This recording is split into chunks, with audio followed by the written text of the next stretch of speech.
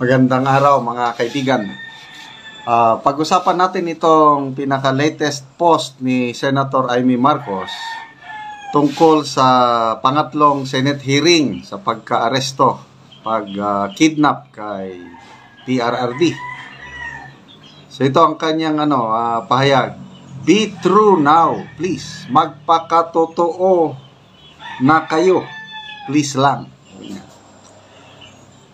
Mabuti at nagdalawang isip ang administrasyon. Pero sana hudyat na ang kanilang anunsyo ng pagnanais ibunyag ang katotohanan. Na sa wakas, maliwanagan ang sambayanan patungkol sa totoong mga pangyayari. Binibigyan natin sila ng ikatlong pagkakataong magpaliwanag sa Abril 10. Huwag naman sanang mauwi sa pagkukubli o pakitang tao lamang. Magpakatotoo na, please lang. Senator Amy Marcos, April 7, 2025. Okay. So,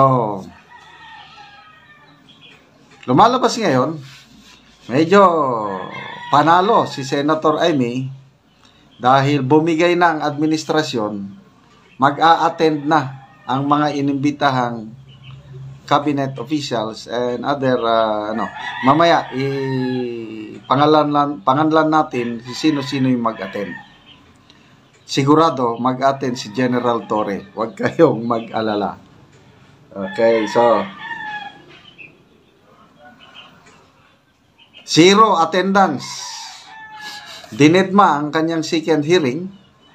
Nung nagpaperma na siya ng subpoena, ayun, medyo na alarma na itong palasyo, kaya pumayag. Mag-a-attend na yung mga iba. Hindi pa naman lahat. Okay. So, magbasa tayo ng mga comments, ha. Mamaya, sasabihin ko sino yung mga sure na mag-attend. Okay, sabi ni June Di Guzman, bagay kayo ni Digong, Madam, vibes to the max. Glenn Oket Allen, ikaw pa rin number 1 senator ko. Tess Saman, mas importante siguro pagtuunan ng panahon ay ang kaso ni Sara. Payuhan na siya na not guilty siya sa kinurakot. Sunday Siren dyan, nakaka-disappoint po kayo. Bakit naman?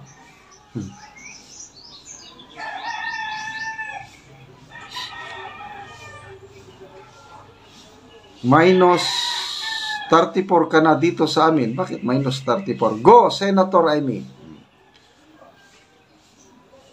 Emba Isnaira, managot na ang dapat managot at makontempt ang dapat makontempt.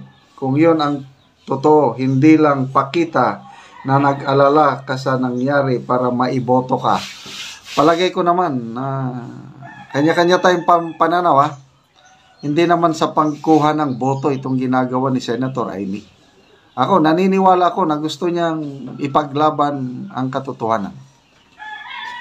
Okay. So, punta natin. Sino-sino yung mga mag-a-attend? Sandali, ha. May post dito ni Teo Moreno.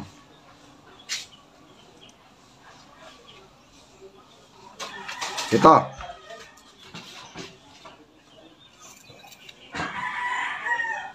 Teo Moreno, 1 hour ago. Sabi niya, Malacanang through Attorney Claire Castro has confirmed that several high-ranking government officials may attend the next Senate hearing on the International Criminal Court arrest order against former President Rudy Duterte. According to Palace Press Officer Yusek Claire Castro, among those expected to join are, ito na yung mag-attend. Excuse me. Justice Secretary Jesus Crispin Rimulya, Prosecutor General Richard Anthony Padulyon. So, dalawa na. Chief State Counsel Dennis Arvin Chan. Tatlo. DFA Secretary Enrique Manalo. 4. PNP Chief Romel Marbil. 5. CIDG Chief Nicolas Torre. 6. Executive Director Anthony Alcantara of the Philippine Center on Transnational Crime. 7. And Department of Migrant Workers Secretary Hans Kakdak. So, 8 yung pinangalanan, kinumpirma ni Jose Claire Castro na mag-a-attend sa next Senate hearings April 10. Okay. So, magbasa tayo sa mga comments. Teo Moreno, sabi niya, Senator, I may please ask the right questions. So, buena di pilot 2. Oo nga, bakit ang pilot wala? Siguro isusunod yung pilot. Emerald Dripcher. The problem is, those people listed to attend the Senate hearing already memorized the script and already attended their fellowship for their scripted drama. How can they add the pilot if they did not give him his script?